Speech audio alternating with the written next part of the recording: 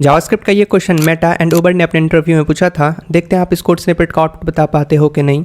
तो आपको बताना है कि हमने यहाँ पे डेव वन का जो स्किल है, ये एरे स्किल एरे, उसमें रिएक्ट पुश किया, तो क्या डेव टू का स्किल भी चेंज हो जाएगा? अगर चेंज हो जाएगा तो क्या उसमें रिएक्ट होगा या नहीं होगा? जब हम इस फंक्शन को कॉल करेंगे, न्यू एम्प्लॉय इस फंक्शन को जब हम कॉल करेंगे तो दिस डॉट नेम सीधा इंस्टेंस यानी इस डेव वन और डेव टू ऑब्जेक्ट पर सेट हो जाएगा। और फिर आप जब ये कर रहे हो employ dot prototype dot skill, इसमें एक एरे है जावास्क्रिप्ट एंड CSS, ये हम सेट कर रहे हैं एज ए स्ट्रिंग वैल्यू।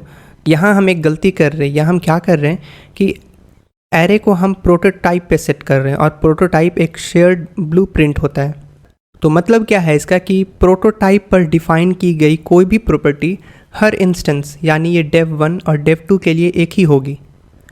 और स्किल प्रॉपर्टी, और जैसा कि हमें पता है कि स्किल प्रॉपर्टी एक एरे है, तो एरे एक रेफरेंस टाइप ऑब्जेक्ट है। इसका मतलब कि employ dot prototype dot skill memory में कहीं एक लोकेशन को पॉइंट कर रहा होगा।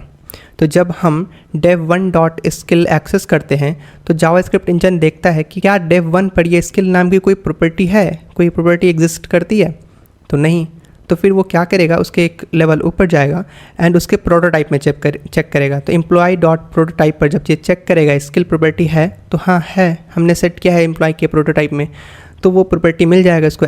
तो डेव वन को उस शेयर्ड एरे का रेफरेंस मिल जाएगा जो कि डेव टू भी उसी एरे को पॉइंट कर रहा है, यानी dev one and dev two दोनों एक ही एरे को यूज़ कर रहे होंगे।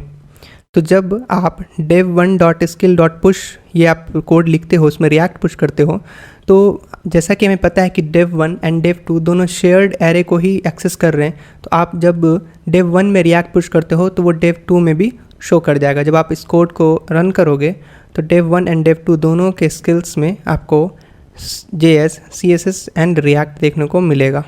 तो आप इस प्रॉब्लम को ठीक करने के लिए क्या कर सकते हो, ये जो हमारा स्किल एरे है उसको प्रोटोटाइप पर सेट ना करके आप इसको इंस्टेंस पर ही सेट कर दो। मतलब यहाँ पे आप लिखो दिस डॉट स्किल और उसमें ये एरे पास कर दो।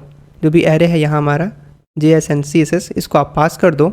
तो अब जब न्यू एम्प्लॉय चलेगा तो dev one and dev two को स्किल एरे की अपनी अपनी अलग अलग कॉपी मिलेगी और एक का चेंज दूसरे को अफेक्ट नहीं करेगा।